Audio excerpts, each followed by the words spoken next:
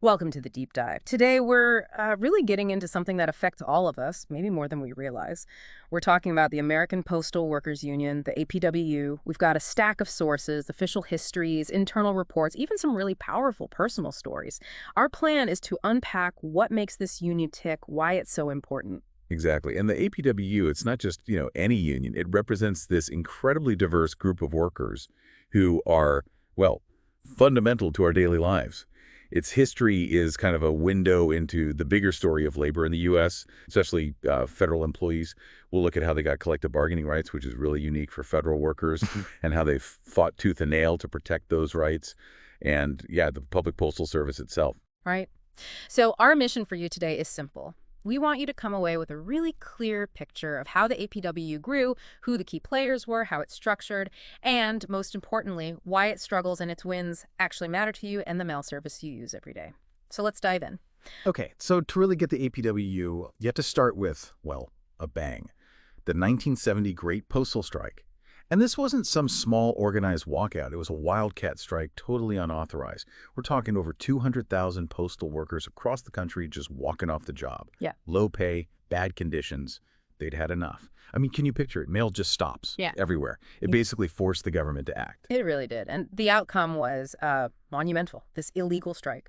It directly leads to the Postal Reorganization Act of 1970. Now, this wasn't just tweaking things. This act fundamentally changed the game. It gave postal workers the right to collectively bargain over wages and conditions. That was, frankly, unprecedented for federal employees. Still is, pretty much. It showed the power of collective action, even, unofficial action. So, right out of that chaos, the APWU is born, July 1st, 1971. You have 5 existing unions: clerks, maintenance, motor vehicle guys, special delivery messengers, they all merge. Talk about strength in numbers. Overnight, it becomes the world's biggest postal union. One banner, one national contract. And they didn't waste any time. The first contract was signed less than 3 weeks later, July 20, 1971, a 2-year deal, and it brought huge improvements. We're talking higher wages, cost of living adjustments, KLAs, which are crucial for keeping up with inflation, plus faster promotions, real job security with no layoff clauses, and just cause for discipline. You couldn't just be fired unfairly. These were foundational wins, really set the tone. You'd think that would settle things down, maybe. But no, the frustrations were still there. We see it flare up again in July 1978. Another wildcat strike, this time at the bulk mail centers. Smaller scale, maybe 4,750 workers, but still the biggest federal strike since '70. It showed, ongoing anger about things like forced overtime, wage caps. The fight wasn't over. Okay, so moving into the 1980s, the union's tactics seemed to shift a bit. After those really fiery early years, what kind of leadership emerged? What strategies did they adopt? That's a great point, because the 80s bring in a real legend, Morris Mo Biller. He's president from 1980 all the way to 2001, longest-serving leader, 21 years. And he was, well, known for being fiery, militant. His catchphrase was, "The struggle continues." Really captured the union's spirit.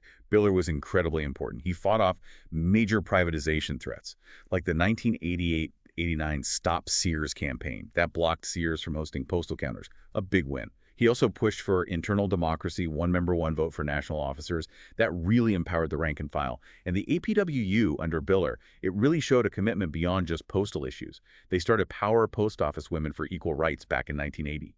And they supported the Gallaudet University students in their big deaf rights protest in '87. Wow, that's quite a legacy. And then in the 90s, another shift. The APW started bargaining on its own again, right? Not with the letter carriers. Why was that? And what does it mean if contracts often went to interest arbitration? Well, the thinking seems to be they wanted to focus more sharply on the specific issues facing their own crafts, the clerks, maintenance, etc. And interest arbitration, yeah, it basically means if they couldn't reach a deal with management, a neutral third party, an arbitrator, would decide the contract terms. But even going through arbitration, they kept winning wage increases in those vital SOLAs. What really stands out, though, is their solidarity on other issues. Like, they were the only federal union to back making Martin Luther King Jr. Day a federal holiday. That says a lot about their values. They were also beefing up their lobbying efforts and starting to organize in the private mailing sector, too, broadening their reach. Okay, so the 2000s arrive, and the union faces something truly horrific. The 2001 anthrax attacks.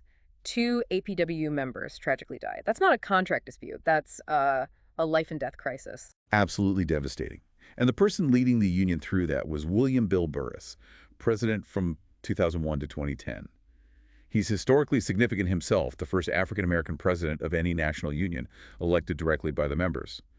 Burse reacted very forcefully to the anthrax attacks, demanded better safety, pushed hard for cleaning up the contaminated facilities. He also had to fight efforts by the Bush administration to kind of chip away at their collective bargaining rights.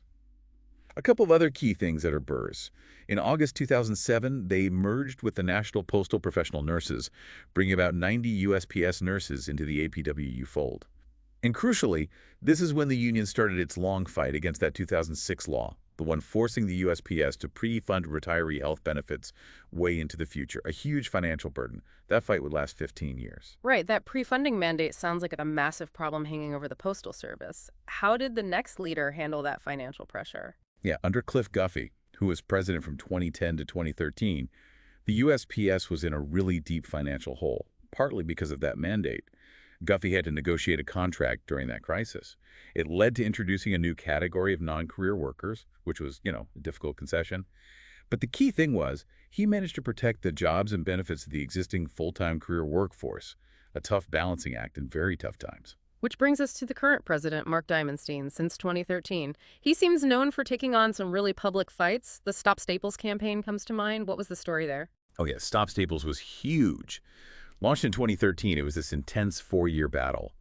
The USPS wanted to put sort of mini post offices staffed by Staples employees inside Staples stores, basically outsourcing retail jobs.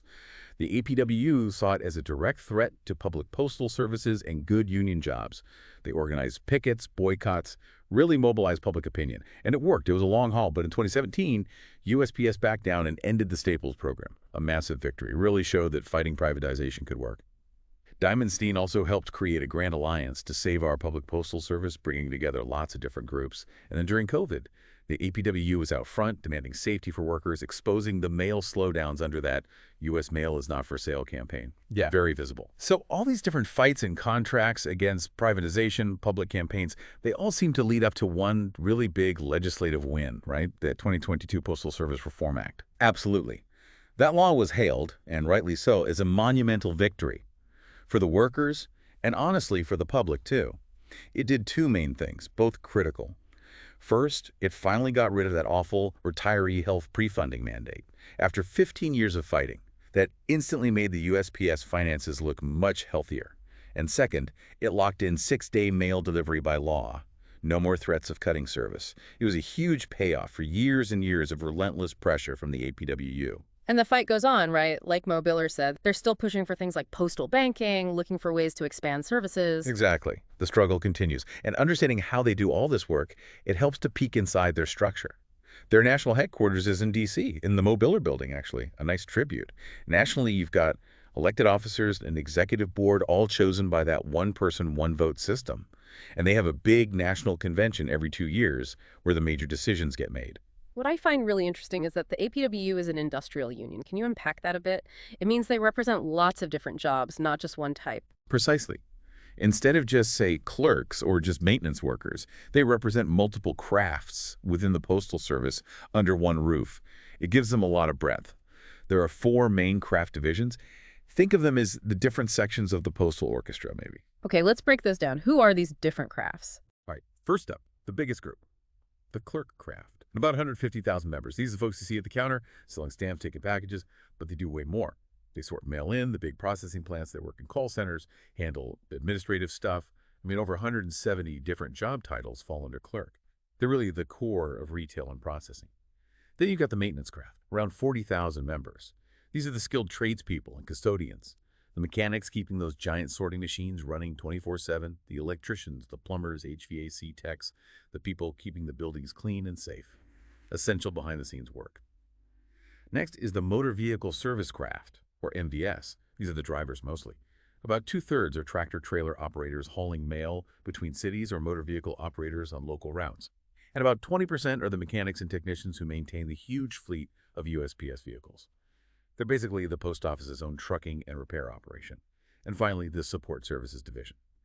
This one's kind of a catch-all for various specialized roles. People in IT, accounting centers, operating services, the shops where they fix mail equipment, distribution centers. And importantly, since that 2007 merger, the professional nurses employed by the USPS are in this division too. It also includes about 2,000 private sector members, like drivers for companies contracted to haul mail. It shows their commitment to organizing beyond just USPS employees. And this structure isn't just based in D.C. It reaches everywhere, right? The 5 regions, hundreds of locals. Oh, absolutely. Northeast, Eastern, Southern, Central, Western regions, and then hundreds of local union chapters across all 50 states, Puerto Rico, Guam, you name it. It's truly a nationwide network representing workers in pretty much every community. So we've covered the history, the leaders, the structure, but let's bring it down to the individual level. Postal work is physically demanding. All that standing, lifting, driving, working in awkward spots, it takes a toll on the body. It really does. And that's where specialized support becomes so vital. We saw a lot in the sources, testimonials from workers talking about needing care providers who get the job, providers who understand the specific strains postal work puts on you. Yeah, that came through loud and clear. Workers talked about needing help with knee and back pain from being on their feet all day, shoulder problems from lifting mail sacks, neck issues from driving, mechanics getting disc problems from bending over engines. It's very specific stuff. And maybe just as important, needing help with the federal workers' comp system, the DOL OWCP paperwork. That sounds like a nightmare to navigate if you're injured. Oh, it can be incredibly complex. Having someone who knows that system inside and out is a huge relief for injured workers. So what kind of care helps? Though it's tailored. Things like physical therapy, manual therapy, hands-on manipulation, chiropractic care, sometimes decompression therapy for spine issues, ultrasound, plus targeted exercises, core strengthening, posture correction. It's about treating the injury and preventing recurrence. And often, these providers work with the USPS medical units. They help figure out modified duty, plan a safe return to full work capacity. So it's really about more than just fixing an injury. It's about protecting someone's ability to do their job, to keep their career, making sure these essential workers can get back out there feeling supported and, well, safer. Wow, what a story. From that explosive 1970 Wildcat strike all the way to the 2022 Postal Reform Act, the APWU's history really is one of constant struggle, but also constant progress. I think that's the key takeaway. The union has consistently fought for its members' rights and safety. But in doing that, they've also been a crucial defender of the public postal service itself, strengthening it for all of us. So thinking ahead, with the APWU pushing for new ideas like postal banking, fighting automation challenges, what could the future of the public postal service look like in our communities? And how might that affect you? It really does seem like Mo Biller had it right. The struggle continues. Thanks so much for joining us on this deep dive.